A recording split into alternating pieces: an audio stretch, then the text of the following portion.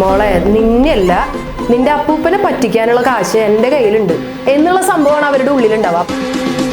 ഭയങ്കരമായിട്ട് ഹേർട്ട് ചെയ്തു എന്ന് എനിക്ക് മനസ്സിലാവുന്നുണ്ട്. ഞാൻ എൻ്റെ എല്ലാ തെറ്റുകളും റിയലൈസ് ചെയ്യണം. ഇനി ഒരിക്കലും ഞാൻ ആവർത്തിക്കില്ല. ഞാൻ എൻ്റെ അമ്മ സത്യം, എൻ്റെ മക്കൾ സത്യം, ഞാൻ ഇനി ചെയ്യും. ഒരു ചാൻസ് കൂടെ ഇരിക്കുന്നു. തെറ്റ് മുഴുവൻ അവർ ചെയ്തിട്ട് ഏതാണ്ട് നമ്മൾ തെറ്റ് ചെയ്ത പോലെ നമ്മളോട് പെരുമാറുന്ന പ്രോ ഗെയിമേഴ്സ്. സത്യത്തിൽ ഇങ്ങനെയുള്ള ആളുകളെയൊക്കെ നമ്മൾ എവിടേക്കാണ് വിടേണ്ടതെന്ന് അറിയോ? ബിഗ് ബോസിലേക്കാണ് വിടേണ്ടത്. കാരണം അവരുടെ കയ്യിൽ ഒരുപാട് സ്ട്രാറ്റജികളുണ്ട്.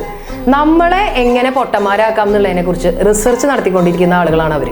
അപ്പോൾ നമ്മൾ എന്ത് ചെയ്യണം? അവർ പ്രോ ഗെയിമേഴ്സ് ആകുമ്പോൾ നമ്മൾ അറ്റ്ലീസ്റ്റ് അവർ ഗെയിം കളിക്കാൻ എങ്ങനെയാണെന്നുള്ളത് നമ്മൾ പഠിപ്പിച്ചു കൊടുക്കെങ്കിലും വേണ്ടേ?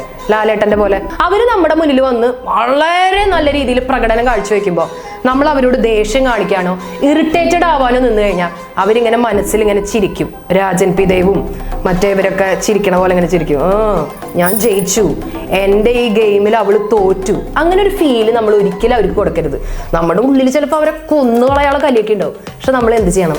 വളരെ കൂളായിട്ട് അവരെങ്ങനെയാണോ നമ്മളോട് അഭിനയിക്കണേ അതുക്കും മേലെ നമ്മൾ തിരിച്ചു അഭിനയിക്കണം.